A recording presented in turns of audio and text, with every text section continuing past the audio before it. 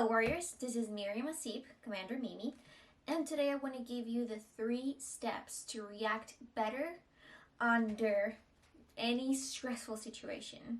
So as we've talked in my past videos, we've talked about assertiveness, we've talked that if you're under stress, you're going to be more reactive. You're going to tend to be either more passive because you're going to want to avoid a confrontation, or you're going to be more aggressive because you're going to want to just fight the situation.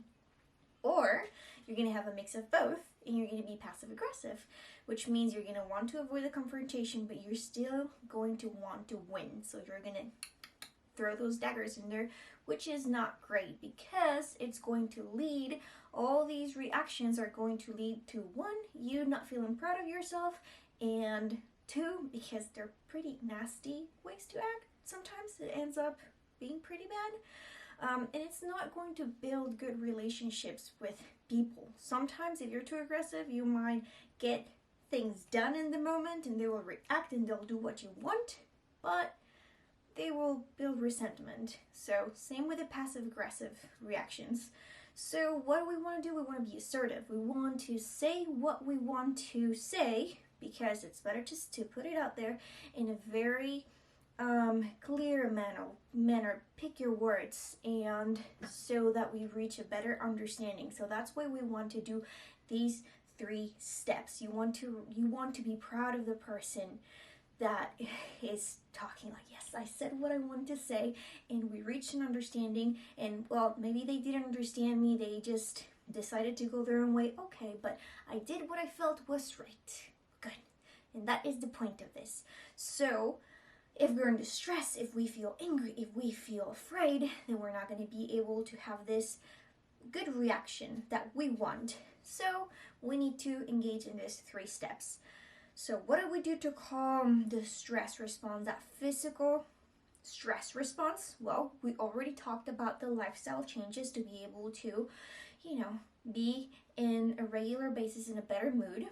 Now you are under that situation. Okay, you're under stress. What do? Number 1, you insert a gap, because if you're being bombarded, you can't. It's just like, oh, you can. It's really hard. You can. It's going to be really hard to be able to recognize when you're being bombarded. So the first thing you need to do is insert a gap, either by taking a physical gap. So wait a second, I just need time to think. I'm going to go to the other room. And the purpose of this is to regain some perspective. Okay, so reappraisal and do all those steps that we're going to talk about in the next video. But okay, am I really perceiving this the right way? Is it a different alternative to the way I'm perceiving the situation? Maybe he doesn't mean to be rude. Maybe he doesn't mean to. Maybe they're not trying to threaten my job. Maybe they're not, gain a different perspective to start. But insert the gaps so that you can do these reappraisals and think of different ways to see the situation that you're on. Then, in this gap, you can meditate, you can breathe, you can do something that's completely unrelated, just do something else, so that the heat, the thing is, these are hot thoughts and you have to cool them down. So that's why we're inserting that gap, so we can cool them down. That doesn't mean ignore the situation and insert a 2-day gap, a day gap. No, insert enough of a gap that is not too long. It's just a little bit for you to just regain your center. Don't let it stretch for too long. And the best thing also is to ask for a clarification. If you can't get to that point in that hour, you can't get to that different perspective, then, well, I don't understand why this person's doing this to me. Okay, then go back and ask for clarification. Were you trying to tell me this? Just ask. Sometimes we understand and take things the complete different way, and people are just like, whoa, I did not mean that at all. We have same words, have different meanings depending on the person. Just remember that. Step 2, burn it off. So when we are very, very stressed, the body naturally wants to do what it's meant to do. The stress response wants us to fight or run away. So that are physical reactions that that are meant to engage in vigorous physical exercise. So the best way to feel better, to just like cool that down, cool the brain down, is to actually do with your body what it's meant to do in that situation. So you know what, I'm gonna go and take a little run. Don't be like, I'm out of here.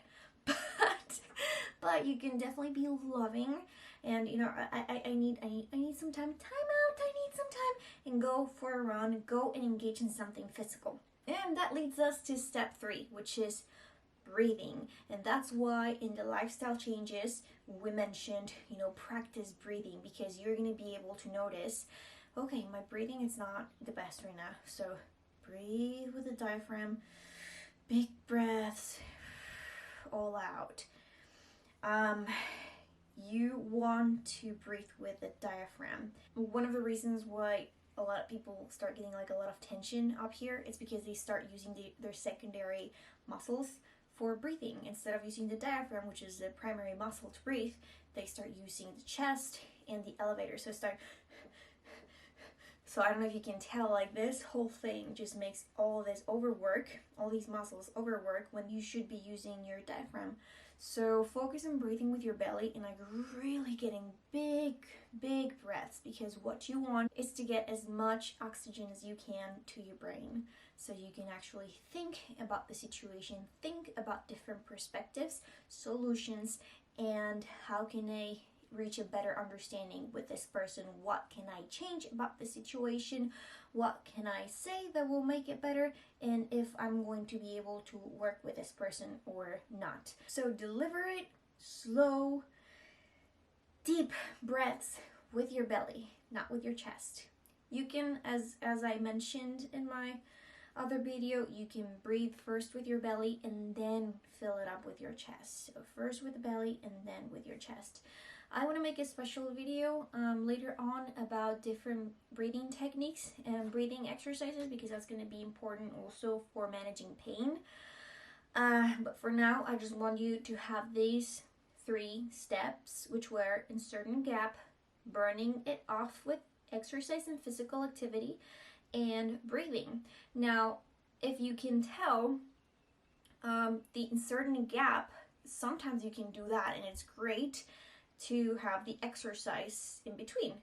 But if you absolutely can't, you have to stay in the situation, then that's when you insert the gap with the breathing. So with whatever the situation is, just like, just give me a second, you can go to the bathroom, you can, if you absolutely can't, then instead of answering right away, just let me think about my answer, and you breathe. That is enough of a gap for you to be a little bit less impulsive and a little bit more thoughtful, and regain a little bit more perspective, and ask for a clarification. Did you mean what you said? Do you really mean that? Because that for me means this. So that will help you see things in a different light. I hope this helps, and I really want you to be the best person that you can be. And sometimes when we feel threatened, when we feel under stress, we can't be that best person. So these are good techniques that you can use every time to just give the best version of yourself. And remember, the more you practice this, the easier it's going to become. The easier it's going to become an automatic just reaction, like, whew, I feel stressed. Give me a second. And you're gonna be better and better. Remember, it's a skill and it's buildable. It doesn't mean that you just react bad. You can build on this. I hope this helps. Lots of love. Share this with someone that can use it. I mean, everyone could use it. Stay tuned for the next video, which is going to be about changing the appraisal. So how to change the perspective in this gap. How can I see things differently? Okay, stay tuned. See you next week. Lots of love. Thank you. Bye-bye.